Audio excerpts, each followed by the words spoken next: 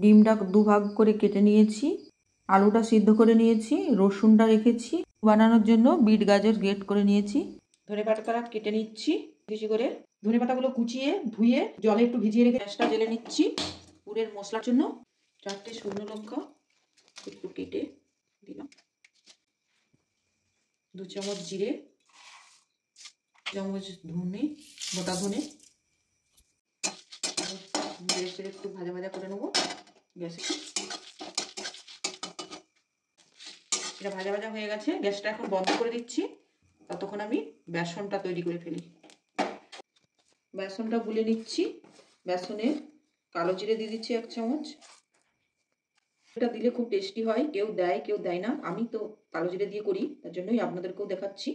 নুন দিয়ে দিচ্ছি পরিমাণ মতো, একটুখানি হলুদ দিয়ে দিচ্ছি, জিরে গুঁড়ো দিয়ে দিচ্ছি একটু 1 চামচের মতো, বেকিং সোডা দিয়ে দিচ্ছি এতটা, আর একটুখানি গুড় দিয়ে দিচ্ছি যাতে কালারটা আসে। খাবার সোডাটা অ্যাক্টিভ করার জন্য একটু জল প্রথমে দিয়ে দিচ্ছি, জল দিয়ে এটা গুলে নেব। হাত দিয়েই করছি আমি, হাত দিয়ে সব থেকে ভালো হয়।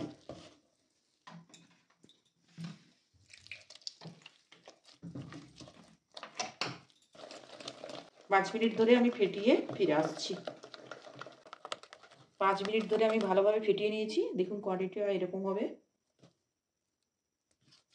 এটা এখন ঢাকা দিয়ে রেখে দেবো, ঢাকা দিয়ে 5 মিনিট রেস্টে রেখে দিচ্ছি। দিস্তায় পিষে নেবো, ঠান্ডা হয়ে গেছে, একটু গরম থাকায় পিষতে নিচ্ছি।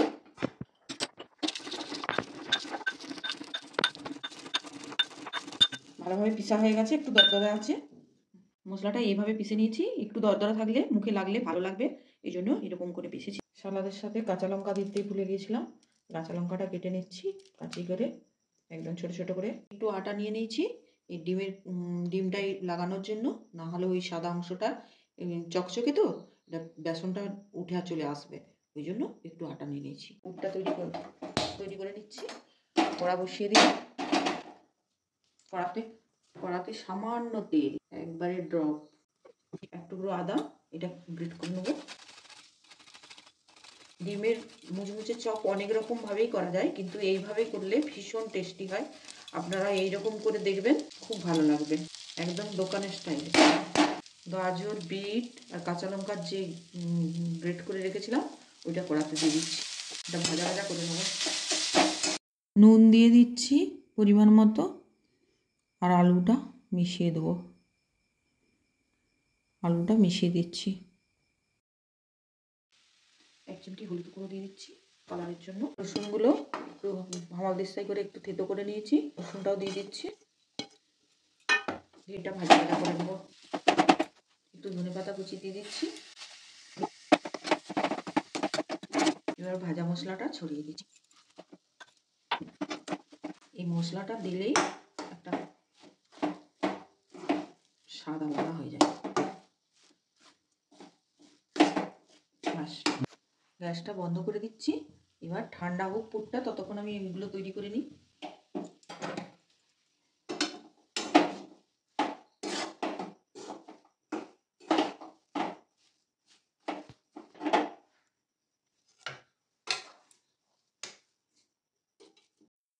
এগুলো একটু আটা মাখিয়ে নিচ্ছি, কারণ স্লিপ করবে তার জন্য।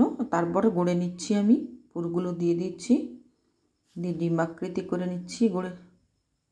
এইভাবে আমি সবগুলো গড়ে নিয়েছি, আলুর পুর দিয়ে ডিমগুলো কভার করে নিয়েছি। আবারও গ্যাস জ্বেলে নিচ্ছি, কড়া বসিয়ে দিচ্ছি। কড়া গরম হয়ে গেছে, কড়াতে এবার তেল ঢেলে দিচ্ছি ছাঁকার জন্য। বেশি করে তেল দিতে হবে একটু, আপনারা সাদা তেলেও ছাঁকতে পারেন, আমি সরষের তেল পছন্দ করি তার জন্য সরষের তেলেই ছাঁকছি। বেসনটা 5 মিনিট রেস্টে রাখা আছে, বেসনটা দেওয়া হয়ে গেছে, আর বেসনটা আলু দিয়ে কভার করা হয়েছে পুরটা দিয়ে। দেখুন এইভাবে করবেন। তেলটা গরম হয়ে গেছে নাকি দেখার জন্য, চেক করার জন্য একটা গরম হয়ে গেছে তেল। একটা করে বেসন কোট করবো, এটা ঘরোয়া পদ্ধতিতে হচ্ছে, এটা দোকানের মতো নয়। এটা একটা একটা করে ছাঁকছি, বেড ক্রামে দেবো না, কারণ ওইসব খেলে শরীরের খারাপ হয়, তার জন্য ভিজে নেবো সবগুলো। আমি সবগুলো ভেজে নেব। ভাজা হয়ে গেছে একটা, তুলে নিচ্ছি। এভাবে ছাড়বেন।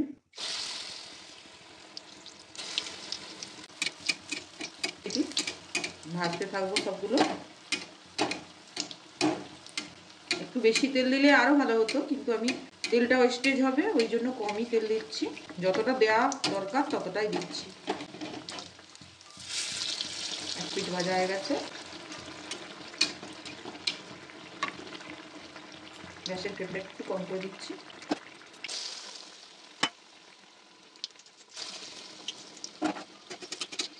থেকে গরম তেল ছিটি ছিটি দিলে দু পিঠই ভালোভাবে মুচমুচে হবে।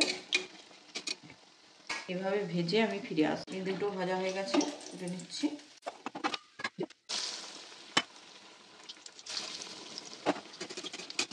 উপর থেকে গরম তেল ছিটি ছিটি দিলে দু পিঠই ভালোভাবে মুচমুচে হবে। এভাবে ভেজে আমি ফিরে আসছি। এভাবে আমি সবগুলোই ছেঁকে নিয়েছি, তুলে নিচ্ছি। সবগুলোই ছাঁকা হয়ে গেছে। এগুলো সবই ছাঁকা হয়ে গেছে। এগুলোই বানিয়ে নিয়েছি। দেখুন কেমন মুচমুচে হয়েছে। সালাদটাও বানিয়ে নিয়েছি। টেস্ট করার জন্য দিচ্ছি। একটা টেস্ট করুন। টেস্ট করে দেখো তো কেমন হয়েছে ডিমের মুচমুচে চপ।